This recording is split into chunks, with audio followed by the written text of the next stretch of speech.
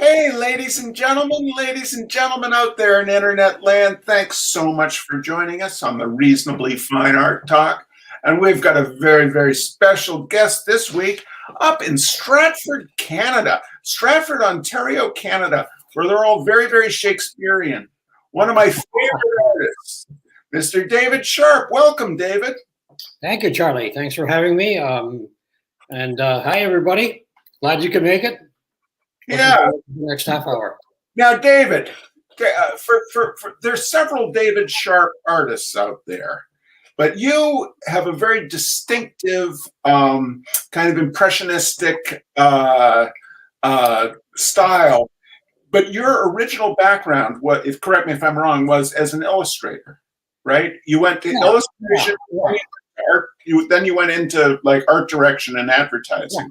Yeah. I started as an illustrator, when illustration was still a pretty good profession to get into, not like now. But and I worked as an illustrator for 3 years. Actually, it was started out doing fashion illustration because I could draw the figure pretty well, and then moved into kind of general illustration. But and then when the illustration started going south, I just switched into advertising, and I spent the next 35 years basically in agencies with a little hiatus for 3 years with my own design studio in Vancouver doing corporate design and logos, things like that. And then when did you switch over to fine art? Well, I mean, anybody out there who's in the business or knows anybody in the advertising business, it can be pretty crushing. Deadlines and clients and all the shit that you have to put up with. Don't get me wrong. I mean, I love doing it, but it can be brutal, and it's a young man's game. So I guess when I hit 50, like 20 years ago, I started to look around for things that, okay, when I get out of this game, what do I want to do? And then one day I found American Art Review, I think it was, in a newsstand, right? And I'm flipping through it and I'm looking at all these great old American Impressionist painters. And, I start seeing the term plein air. What the hell is that, right? And that got me interested, and I looked at some work and I said, that could be kind of cool. I think I could do that. And I just started to get into it. We had an old house in North Toronto, and I basically took the thing, and there was a garage out back, single garage, where you keep your storm windows and stuff, kind of falling over. So I had the thing squared up, took the roof out, put skylights in, painted it all white, and that was my studio. And I worked out there for like 3 years, trying to get what I call gallery good, because so I did 3 years of just junk, really, threw most of it out. But I was really learning how to paint, or trying to learn. I'm still learning. That was the genesis of that. I got 3 years of junk out of me, and then started to feel, okay, maybe I can start doing this. And then approached some galleries in Toronto, a couple of good little galleries, and got some experience, and that was it, But I was lucky. I was lucky that because I'd taken drawing and I knew how to draw, right. Which is, to me, and I know it is to you too, the most important thing is to be able to draw. Right. We were just bitching about that, ladies and gentlemen, before we got going, about how it mostly always comes down to, if you're taking a workshop, generally the problem is you got to put in more time drawing before the painting is going to come together. But David, let's quickly run through some of your work for people who may or may not be familiar with it, and then we are going to talk some about this process you do with the Procreate program, and kind of seeding images. So let's take a glimpse through your stuff. And you talk about them, and then just say, Betty Sue down there in Texas, can we have the next slide? And if you go too darn long, David, I'm going to say to Betty Sue, can we have the next slide? So take it away, David. Talk to us. Yeah. Okay. So this is a little 12 by 12 that I did. it's actually up in Ontario's Blue Mountains, north of Toronto. Very cold morning, very cold. Now, well, I didn't. It was so cold. I wasn't working outside. I just did. I did a quick sketch from the car, and then did the rest of this in the studio. But isn't that what Tom Thompson used to do? Tom Thompson would be up at that lodge in Algonquin Park and step out onto the porch and like look at the world a minute and then go back inside the lodge and work on it. Yeah. I'm lucky. I have it's not a photographic memory, but I have a pretty good memory, a graphic memory for things. I mean, I can see a row of trees at night driving home from somewhere, and then it stays in my memory, and then I can work that out with some adaptation. I can work that out later. But so that's what the story of this one is. I can't remember what the title of this one. I think it's "The Coffee's On" or something like that. It's that the early morning light on in the kitchen with the fire going. Next one, Betty Sue. And the next one. Oh, see, I love this one. I love this kind of stuff. This is called I think "The Long Road Home," 12 by 16, and this is another technique that I have. I mean, I have a number of different ones that I like to work with, depending on how I feel about what I'm painting about. But this one is pretty rough and ready, and this is done from imagination, I have to tell you. So I just start to brush things in, and I have a look, and I like that. And as I tell my workshop students, I say, if I like it, I leave it. All right. If I don't like it, I either scrap it or scrub it or keep working on it. But this is pretty quickly. It's very tactile, and it's interesting to me that the text, it seems very unself-conscious about its textures. It feels like it was an imperative for you to get it out, and you aren't going to get overly worried about where the paint is thick and where the paint is thin. Yeah, no, you got it, Charlie, for sure. I just go at it. Like, you have to be courageous, okay? Like I said, I scrubbed that cloud in, and all of a sudden, that the yellow bit there, where it's kind of looks warm. That was really the underpainting on the birch panel, and I left it. You know what I mean? Like, I saw it, I liked it, and I said, okay, that's it. And they're very spontaneous, these kinds of things. You cannot study looseness. If you look at loose paintings that you love and you say, oh, I'm going to try and do that, it's really hard. Like, it's hit and miss. When I was an illustrator, I used to have a very loose style. So I've had some experience in it, but switching it over to landscape is a little bit of a different story. But you just have to go with it and be ready to junk it. So and this is one I actually, to be honest, is one of my favorite paintings. I wish I hadn't sold it now, but there you go. Just do it again. Just make another one. Like even that little line. Okay, I think I did that with my fingernail. I can't remember. Like it was just a scrape. I felt the composition needed something. I was getting some distance, so I just scraped the road in, and Right. Yep. Next one, Betty Sue. Okay, I think this is a little 9 by 12. I think it's called Summer Clouds in Perth County. Perth County is out here in Stratford, which is a couple hours southwest of Toronto. And we don't have a lot of hills here, but we do have skies, and that's why you'll see a lot of skies in my paintings. I can usually find a painting in the sky somewhere, it's just mounds of cumulus clouds on a summer day, One thing you're doing here, David, is you are canting the horizon line at a slight angle, which adds drama to what otherwise would be very static. Yeah, I do that a lot. You'll see that a lot of my work. I angle the horizon line for interest. It seems to somehow add some kind of dynamism to it. I don't know. I just know that when I straighten it out, I don't like it. But when I tilt it and I like it, and I leave it, So these are all design things, and I think too. I'm pretty lucky because I worked so many years as a designer. Chopping up double page spreads as an art director into layout form.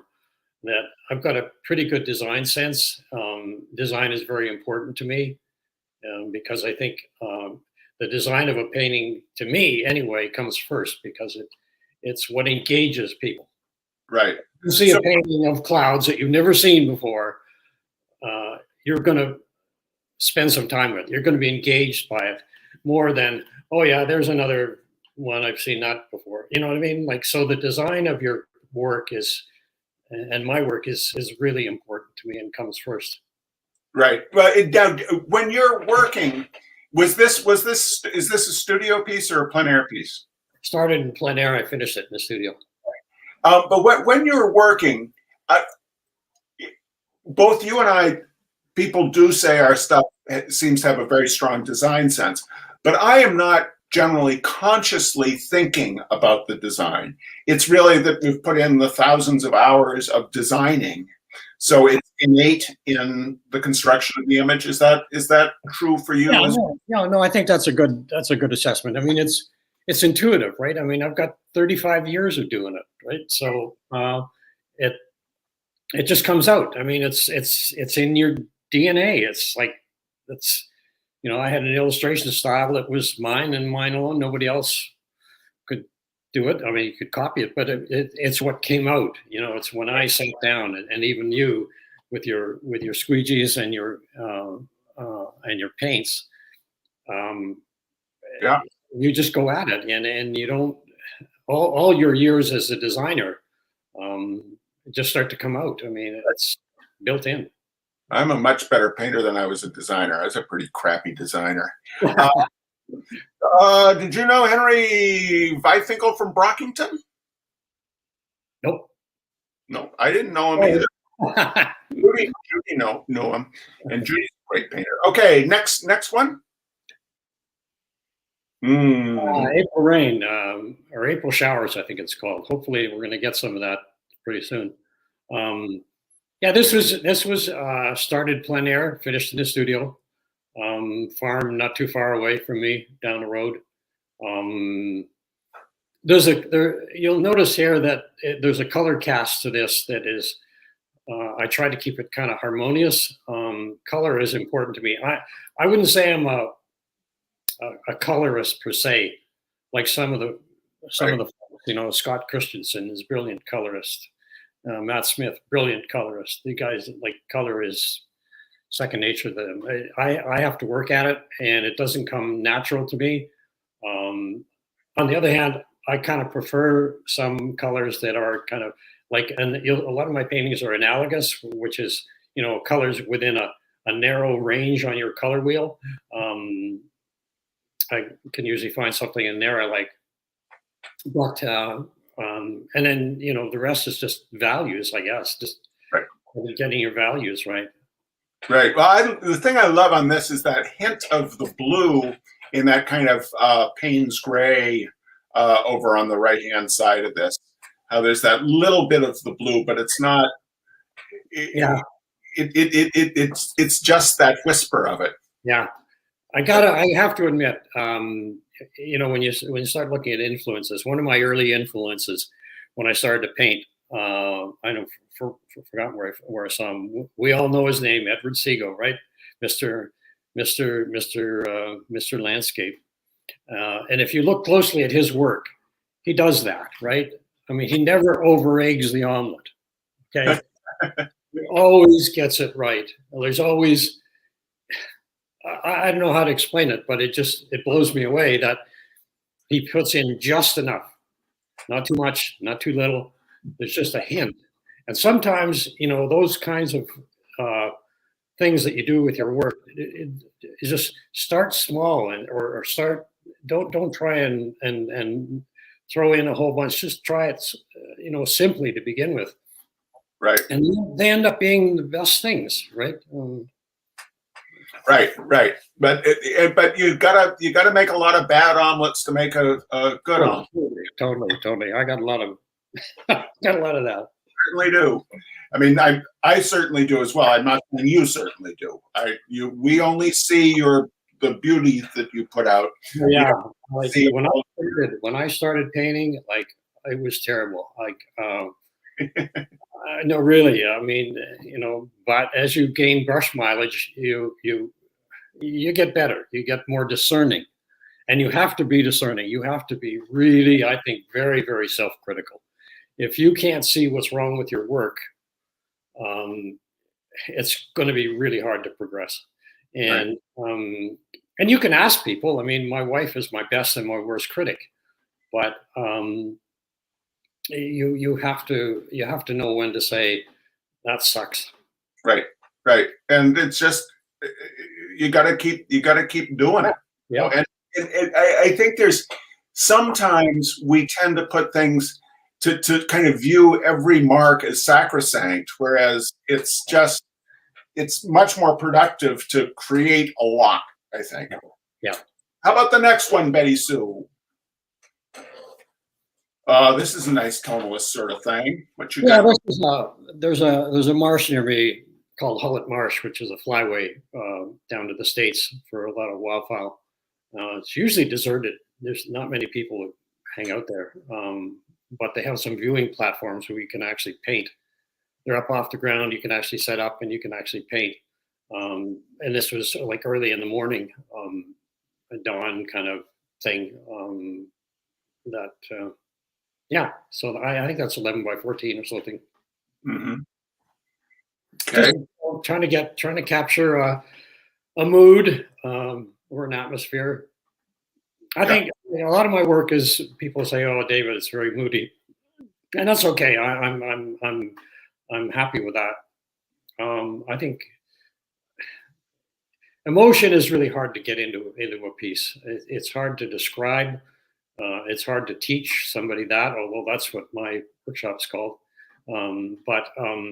What's it called? It's called Painting the Emotional Landscape. The emotional landscape. Okay. I taught it. I taught it out west a couple years ago. I taught it down at the Franciscan Life Center. Catherine down and those fantastic folks down there. Where else? Are you going to have a workshop in the future?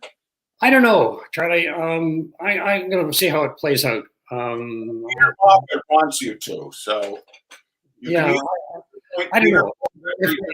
Workshop. I do. I think it may be here in Canada. It may be out west because my kids are out there, and it's a lovely part of the world. I was brought up out there, but who knows? I don't want to say no. Never say never. Betty Sue, next slide. Alberta dusk. I was brought up on the prairies, Edmonton and Calgary, and I don't know if you probably get it. I don't know, maybe you get it in Vermont. I don't know. You probably certainly get it in Minnesota and some of those states. In the winter, you get it. This was like 30 below. Okay, yeah. I did not make this outside. This was done from a sketch, but you get you can almost hear the air crack when you're out there, but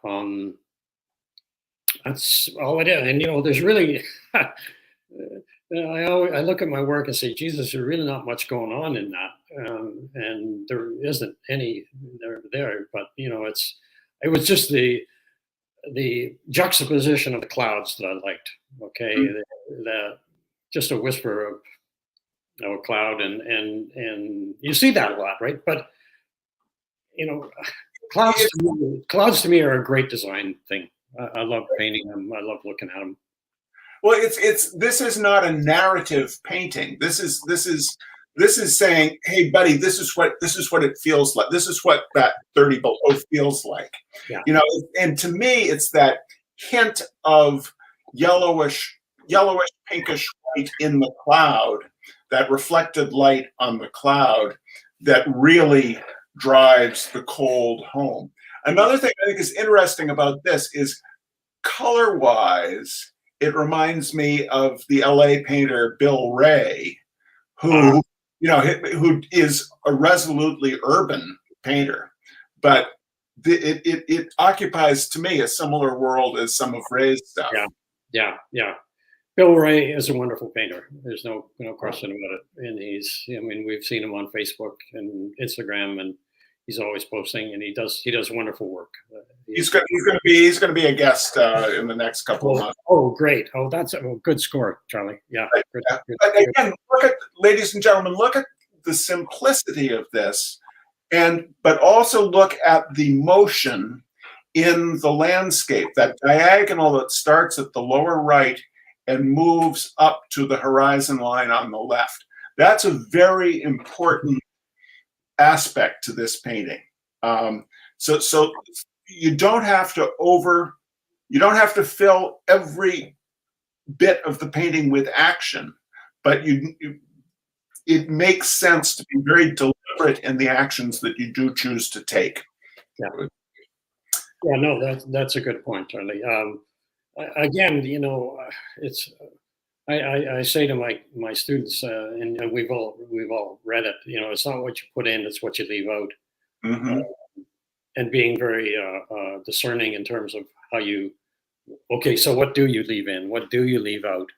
And again, this is just like totally intuitive, right?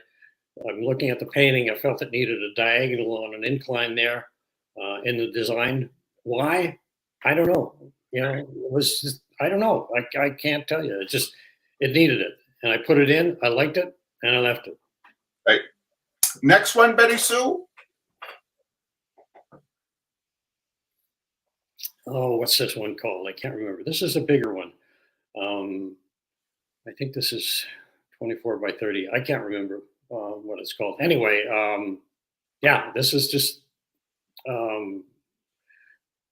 there's a lot of color in this one for sure. Probably the most colorful piece I think I maybe ever done. But again, it's moody, right? It's that end of day glow that you get. It was the genesis of this was not plein air. That was from something I saw on a trip to Alberta, to the foothills where my daughter lives, and I was coming home from somewhere in the car just after dinner and saw something like this. So got home, did a little quick sketch, and then filed it, and then it worked from there. And something like this, would you work and rework, let fully dry, and then work on it more, or is it pretty much? It's pretty much alla prima, Charlie. I don't as a rule do a number of layers like a lot of painters. I wish I did. I should try and learn more about that, because I think you can get some great atmospheric effects. Mm-hmm. But I tend to work fairly quickly, and if the thing's not working for me, I want to know as soon as possible. And well, we all like the buzz, right? When it's working, it's a buzz, right? And that's why we do it. And and I want that buzz. I need that. We need that buzz. And if it's not working, get rid of it. But that's why I try to work as much as I can. I mean, this was done over, I started it one day and work on it after dinner, come back the next day, work on it that night. But it's not a prolonged kind of thing. Right. Well, and again, design-wise, to me, the reflected light in the water, we assume it's water in the lower left, very important design-wise. So folks out there in internet land, just put your finger over that aspect of it, and it becomes I think it just loses its dynamism if that's taken away. So yeah. Well, I think first of all, it gives us some depth, right? When you put something in the foreground of your paintings, uh, whether it's a train signal or whether it's a pond or a stream or whatever, it will give your work some depth. And that's really all that is. It's a compositional thing and plus to make it interesting, right? To engage you, right? mhm. Usually you don't see half a pond like that, right? Somebody will, oh, they want to put the whole river in. Well, okay, that's great if that's the way you see the world, but it's not the way I see it. So, Right. Okay, next one, Betty Sue. oh Um, yeah, this is one I really wish I'd kept. It just sold. It just sold out in Banff a couple weeks ago. It's 20 by 30, I think. It's a bigger one. Oh, it's gorgeous. Yeah, and the genesis of this was imagination. Trip to Algonquin, Maine, years ago with my family. Um, walking the dunes down there, and that's all it is, right? It's called fog rolling in, and I didn't want to. I didn't want to like really lay it in. I just wanted a bit of subtlety up there in the left corner or left quadrant, left quarter, with just a little bit coming in. And again, a lot of my work has an abstract feel to it, and this one is probably one of the landscapes I've done that has a very abstract feel to it, and that's okay. I like that, and I remember. Now this was done really quickly. I have to admit. Again, I liked it. I left it. Mm-hmm. The thing that I love about this is the horizontals between the sky. I mean, these are abstract paintings using figurative elements as basically the structure of the abstract painting. But the horizontals as a counterpoint to the diagonals that you've got, this resolute diagonal from this motion from lower left to upper right, but then you tamp it down with those horizontals in the upper center, and but you're not overworking them. You've got that one that has pretty sharp edges, and then the second one, the one that's to the right of that first one, that second one, you're starting to lose the edge. That just works so well. Yeah, that's a beauty. Thank you, Charlie. Yeah, I'm happy with it. The next one I fast. wish I that guy. Anyway. Yeah. Oh well, Fog at Dawn. I think this is called. I think it's 9 by 12. Again, a feeling, right? This was not plein air, but it was the genesis of it was a morning that I saw that kind of effect in the field, and then came back to the studio and worked it out. And again, that where the value there is quite light. That strip in the upper right quadrant.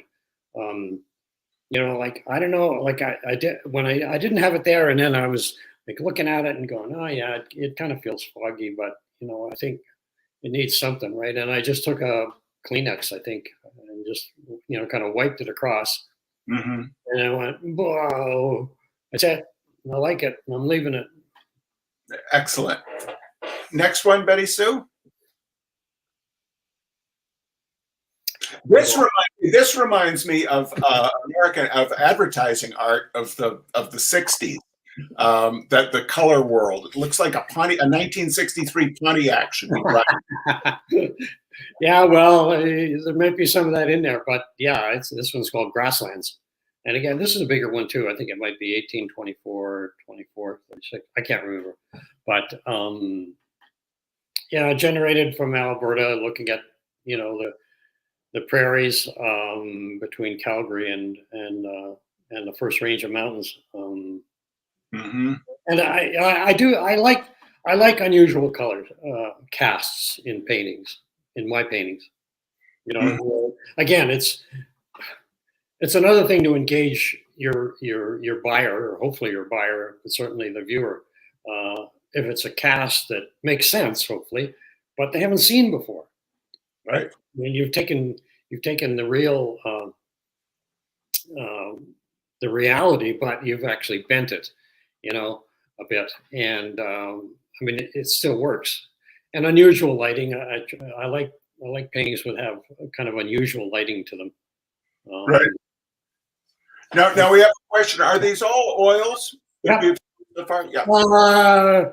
I'm just trying to remember. Everything you've seen here today is oils. I do work in acrylics.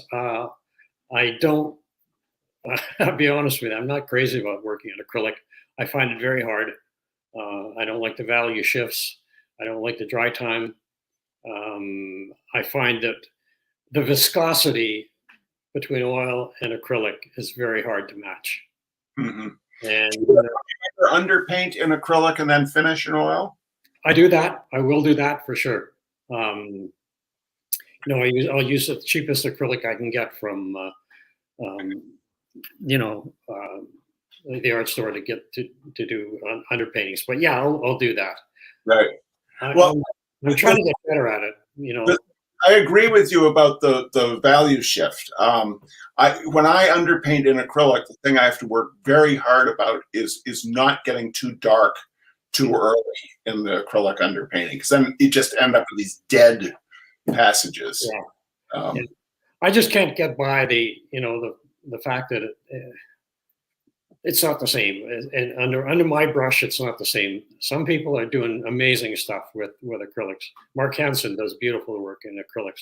Somehow he's made that jump into acrylic land, and I find very frustrating. Yeah, well, it is. It's nauseating when you see a good acrylic painter, because they can look just like oil, but yeah, not on my farm. Next one, Sue. Now this is a bit different. Yeah. Okay. You're looking at my schizophrenic kind of personality here. This is a 180. When I was in art school, I had to make a decision between fine art and commercial art. And even though I love fine art, and I was doing a lot of big abstracts at the time in my fourth year, I had a young family then, and I needed a job, right? So, and I wanted to illustrate, right? There was good money in it. It's hard to make a living as a fine artist. So, but you know, I've always loved doing abstract art, and I guess this one's called what the hell? I just posted it the other day. I can't remember right now. Now you got to I know. Amazon Prime. It's called Amazon Prime. Because that's a mailer, okay? You know, when you get something that's kind of vacuum wrapped from Amazon, right? There was a book in there, an art book or something, right? And I threw it on the floor and said, "Oh, that's kind of cool." And then I stuck it down. So I do a lot of these collages, right? I was in a gallery. But now, is the texture, the tile behind, is that part of the? No, that's the wall. That's the wall. Okay, we just don't know. We're just your viewers here. Yeah, that's the wall. Let's take the wall behind. Well, not this wall, but yeah, it's a wall in my house. That's a 2 foot by 2 foot painting on cradle birch. It's a collage, just glued down duct tape, masking tape. Right. Some charcoal pencil in there, some corrugated brown paper, yada yada. Just needs a banana, then it could be $10 million. Yeah, my big influence in art college was in abstract was Rauschenberg. We've got a lot of time for, who amazing designer. You know, the best abstract painters, if you look at them, these guys could draw like a bandit, and right. they knew design. I mean, they broke all the rules, but they had all those basics down. Right. There weren't any shortcuts, and so yeah, I do these. I had a gallery here in Stratford, contemporary or sort of modern art contemporary gallery. Unfortunately, he's closed recently, but I still do them, right? And I do them when I'm kind of if I'm working away and realistically, and I get kind of, 11 o'clock at night, I'm getting baffed, and I want to take a break, I'll just start either building a collage like this, or sometimes I'll paint abstracts, and I posted those from time to time. Next one, Betty Sue. But the other thing I do, and I think maybe some people have seen it here on social media, I do these sketches on my iPad, okay, in Procreate. And these are just, they're abstracts. That's the size of an iPad screen, although that's an 11 by 17 laser printout that I can send right from my iPad to the print shop downtown and go down and pick it up an hour later. Right. Color was, kind of not always there, but it was just something I want to see. Now I could dry mount those, put them under glass and sell them. But that was just an experiment to see what they look like printed out. But I do these little sketches on my iPad to keep things fresh. Now, so I think if we go to the next one now, it gets into how you are using Procreate, if I do recollect. How are we doing for time, Shirley? Oh, we're going long. We're always going long. So let's go through this very, very quickly. But ladies, David he uses his iPad and Procreate as kind of his warm-ups for actual paintings. So take us through quickly, David. There's two ways I use it, and I'll show them both to you. This is the first one. This is the way I use it mostly, okay? This one has, is a little 8x10. I started the other night. There you can see it. It's there on my easel. You see my background in my studio. And I'm going to use Procreate to work on top and do something with the sky. Now, we've all been there where, the traditional way is you got to mix up paint, try it. You don't like it, scrape it off, try it, do another one. But with Procreate, in like a flash, you can get effects. So what I did is, there's where I started, okay? So that's paint. That's oil paint on a birch panel. I took a picture of it, you bring it into your camera roll, you flip that into Procreate, and you do this. Next, Sadie, next, Betty Sue. So that little flash of light, okay, I wanted to get rid of. So use a brush in Procreate to get rid of it. So I've done that there. You see where the arrow is? Because I wanted to get a more neutral ground. I didn't want light coming through. So I thought, okay, how can I get some drama in here? Let's try some yellow. Okay. Now that's just like, I've just taken I use an Apple pencil. I don't have it here with me, but it's like $100 from Apple, and you use that with Procreate, and you use it like a pencil right on your screen. So that was just I whapped it in, right? Okay, but I didn't like the shape of that, so I did this, right? I took blue back into it, but I wanted to get a bit of a glow there, right? So I added that little bit of green, right? I like that, I'm saying, okay. But what else can I do with it? And we're talking hardly any time at all here. We're talking minutes to get these effects, okay? So I figured, what about a lake back there? That could be cool. But I found out the lake was, kind of fighting with the light effect in the background. But it just shows you what you can do quickly, a design decision you can make very, very quickly. And you'll notice too, I put a tree in there. Because I felt it needed, the horizontal needed something to keep your eye going off the right-hand side. But I didn't like that. Next one. Or what about a moon, I said. Okay, you see that, okay? And I added a little bit of cloud. And again, we're talking here, this is just done very, very quickly. You can pick your colors. It's the simplest program, and believe me, I'm no tech genius, but it's so simple. And if I could be out in the field, and I have used it out in the field, where I'll take a picture of my painting that I'm working on, and right there on the roadside or in wherever I'm sitting, I'll bring up Procreate, bring it into Procreate, and start working on it. So you can make those design decisions really, really quickly. Mm. What about getting rid of the cloud, just the moon? And then I darkened up here, and you can see in the top there, I darkened that, give it some. But that's the way I generally use it. So okay, now once I made those decisions, I go back to the easel, and then I did this. Ready, Sue? Next one. Oh, sorry. I wanted to try another light. I said, what about orange light instead of the yellow? Yeah, I think I like the yellow better. But you can see what you can do, right? Again, this is just it's so fast. But I felt that I liked that one the most. And so I took, with that beside me, with my iPad beside me, I went back to the easel and did this. It's a bad shot. It's not a great shot, but it gives you an idea. And you'll find, so that's oil paint painted from the iPad, like looking at the iPad as reference. Right. There's some things I want to do on that tonight, but it gives you an idea of what you can do and make that decision. Is there a particular, someone asked if there was an app that you are using in Procreate, or is that Procreate itself? No, the app is Procreate. That's what you get.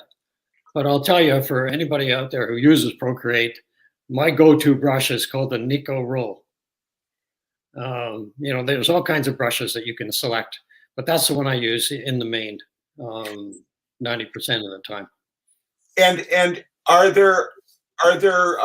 is there more information about this on your website or anything about your Procreate? No, but there's lots of videos. Okay, there's lots of YouTube videos on Procreate. Scott Connery has some great ones. No, is it Scott or is it Mark Daniel Nelson? Sorry, Mark Daniel Nelson has some amazing videos on how to use Procreate.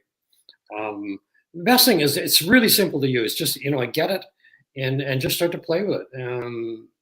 But there's so many things you can do with it. And fascinating. It's fascinating to see this process. I mean, it's like, oh gosh, now I want to go do that. And you can step backwards once you make a change and say, oh, I don't like that. You can just step back, right? Yeah, totally. Awesome. Well, let's see. One more slide. So is there not? I think there's just one more. Okay. I'll just leave you with this thought. The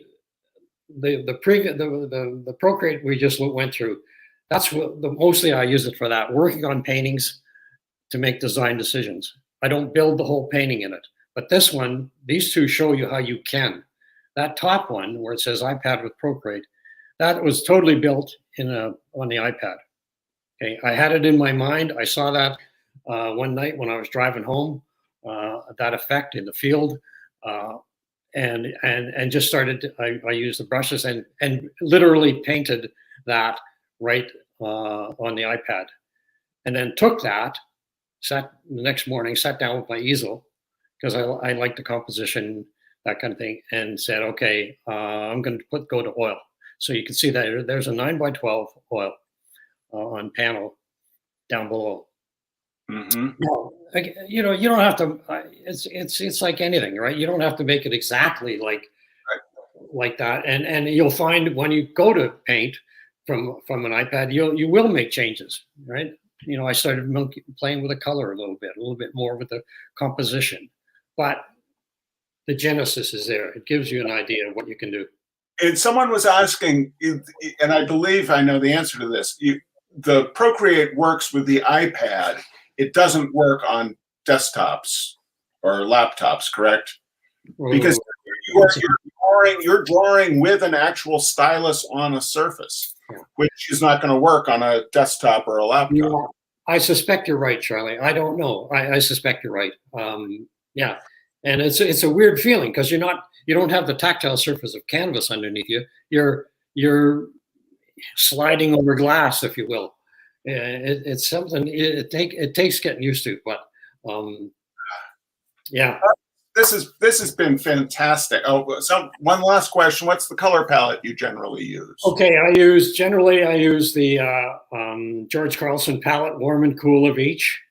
I mean, in a sense, it's a limited palette, but it's a warm and cool of each color. So that means let me think of my palette here. So you got white, a titanium white, cad yellow light, cad yellow medium, yellow ochre. Help me here, Charlie. Then you move into cad red light, alizarin crimson, viridian, and I use two modifiers. I'll use yellow ochre and burnt sienna as kind of modifiers to knock stuff back. But that's pretty much it. Well, I think your work is stunning, and I really appreciate your very, very quick. It goes the same me for your work, and yeah, it's thank you. All right. Well, thank you all, ladies and gentlemen out there in internet land. You go visit David's website. Sure, it's not up to date yet, but yeah, that's cool. Yeah. What's the name of the brush again you use in Procreate? It's called an Apple pencil, and it's a very sleek, as you would expect from Apple, very sleek white pencil with a. Then you say something like a Roku. It's like a stylus, Charlie. You don't make any marks, but it marks on your glass, right? So it's and I would highly recommend you use it. Otherwise, you're using your finger, right? So you can adjust the line width, but you're using your finger, and I find it's not the same as using an actual art tool, if you will. All right. Well, thank you for joining. Thanks for having me. Thanks, everybody. Take care, everybody. We'll see you next week. Very well.